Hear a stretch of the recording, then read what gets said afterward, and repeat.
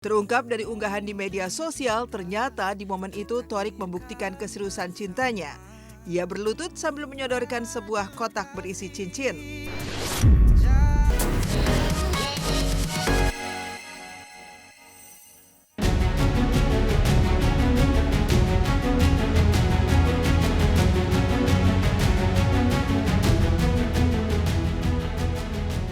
Media sosial tak ada habisnya memberikan kisah-kisah para selebritis yang terus menjadi sorotan hingga viral di jagat maya.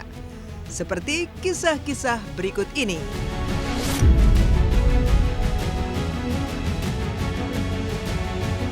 Akhirnya, Thorik Halilintar melamar Alia Mas Said dengan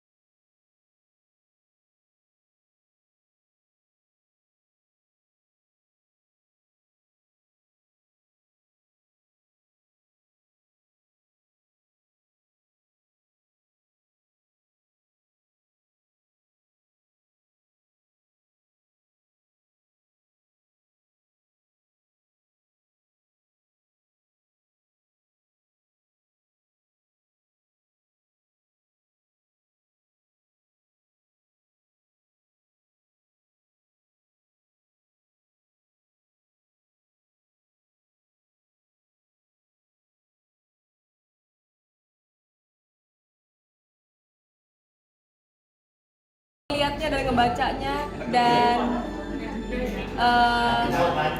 apa ya, kayak kalian tuh gabut banget, semua gabut dan dipertontonkan dan diperlihatkan dan ada gitu ya, orang udah gabut, nggak nyambung, aneh, mengkritik orang dan lain sebagainya. Satu udah nggak penting.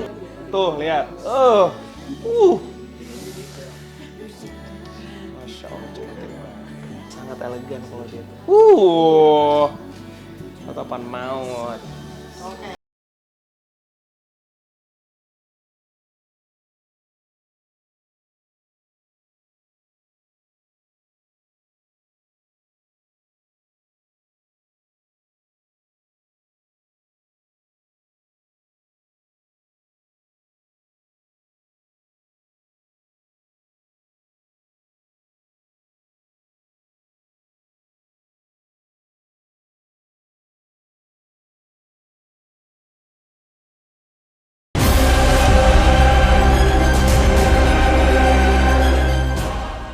Berbanding terbalik, kabar kurang menyenangkan justru hadir dari keluarga Gading Martin. Pasalnya, sang kakak, Monique Arditi Martin, menjadi korban dugaan penipuan dengan kerugian mencapai 980 juta rupiah dalam perkara penyewaan villa. Gading pun diketahui langsung terbang ke Bali untuk mendampingi kakaknya melaporkan kejadian tersebut. Ayah mereka, Roy Martin pun turut hadir memberikan dukungan kepada sang putri tercinta. Tak hanya mendampingi saat membuat laporan polisi, Gading juga membantu kakaknya untuk bertemu dengan terduga pelaku. Ia sempat berjanji akan bertanggung jawab dengan pergantian villa di tempat lain, namun ternyata janji itu tidak ditepati. Kini ia justru menghilang entah kemana sehingga membuat Monique memutuskan melaporkan ke pihak berwajib.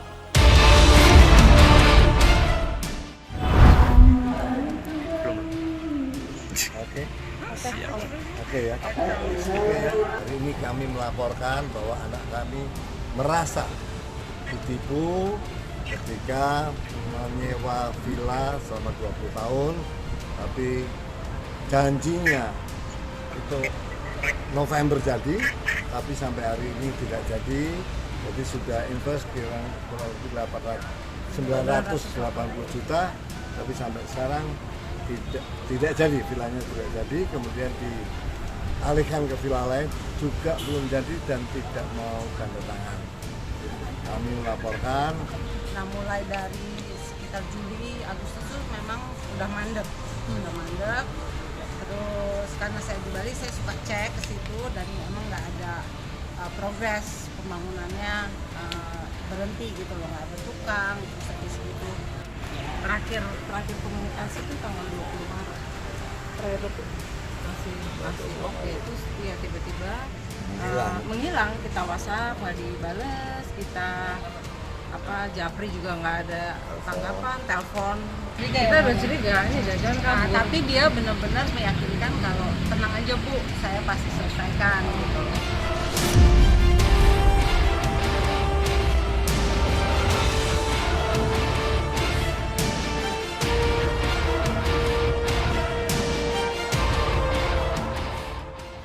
Seolah ikuti jejak sang kakak, Aditya Zoni kini juga digugat cerai Yasmin Ong.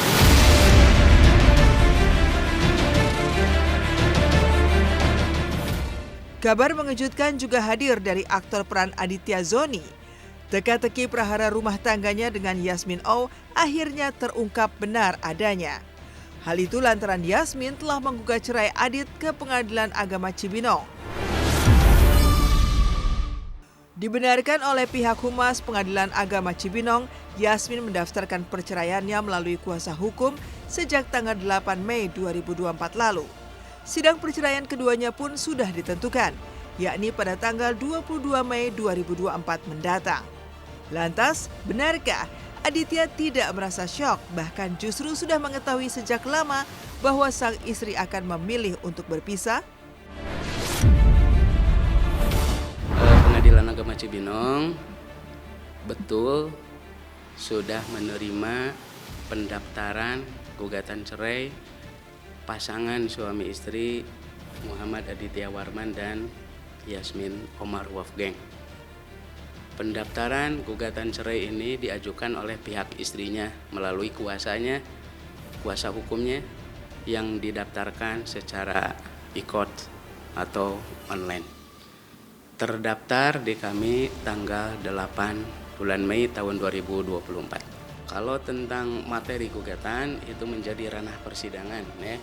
Jadi hanya bisa dibaca, dibuka, diketahui di persidangan. Ya, jadi memang dari beberapa bulan itu saya lihat ada potensi perpecahan antara mereka berdua. Jadi mulai ada pertengkaran yang akhirnya mengerucut sampai ke titik ini. Jadi sebenarnya perceraian ini sudah diduga oleh Aditya Zoni, bahwasanya akan ada gugatan ini sudah diduga. Aditya Zoni juga nggak terlalu kaget lah untuk kasus perceraian ini gitu.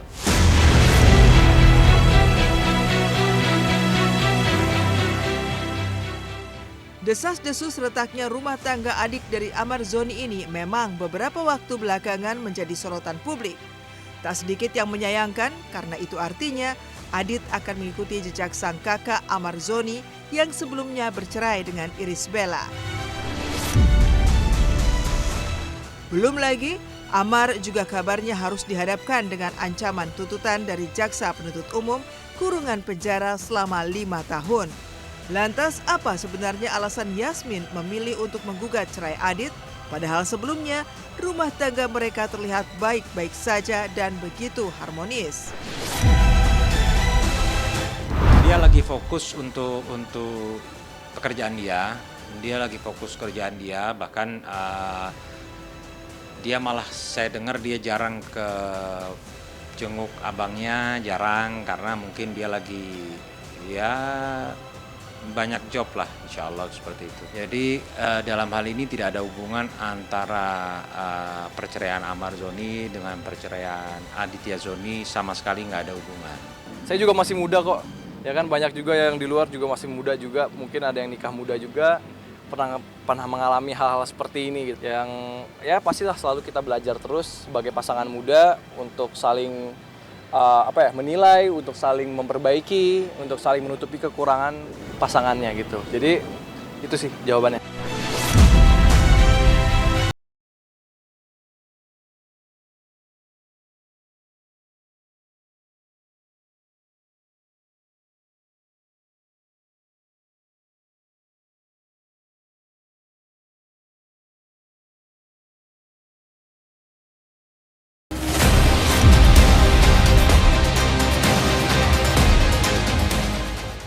Setelah melalui proses pelelangan yang cukup panjang, akhirnya skuter antik kesayangan almarhum Babe Cabita telah mendapatkan pembelinya. Lewat unggahan di media sosialnya, sang istri Zulfati Indraloka mengumumkan bahwa kendaraan tersebut terjual dengan harga 212 juta rupiah. Ibu dua anak itu juga mengatakan bahwa sepeda motor antik almarhum telah dikirim dan diterima oleh pemilik barunya di kota Surabaya. Sejak awal tujuan Fati melelang skuter kesayangan almarhum, hasilnya bukan untuk dirinya sendiri. Setengah uang hasil penjualan pun sudah diberikan untuk pembangunan masjid di kota Medan. Fati juga mengucapkan terima kasih kepada semua pihak yang sudah ikut berpartisipasi dalam lelang. Ia mendoakan niat baik itu menjadi amal jariah bagi semua, terkhusus suaminya tercinta yang kemarin menerima Piala Special Award di ajang Silat Awards 2024.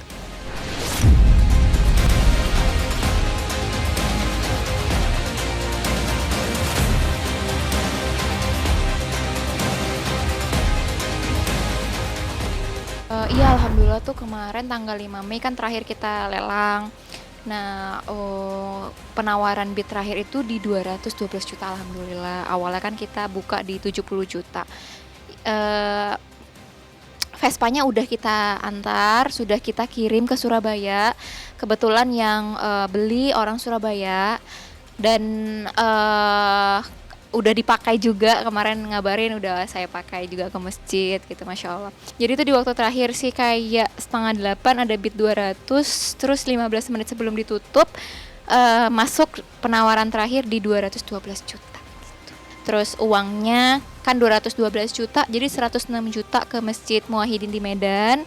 Karena memang lagi pembangunan, 106 juta lagi untuk pondok pesantren yang mana kita melalui Yayasan Ustadz Khalid. Aku yakin sekali orang yang beli ini adalah berhati mulia ya, karena maksudnya kan harga Vespanya juga kita bukanya 70 tapi bisa 2 kali lipat lebih dari harga penawaran.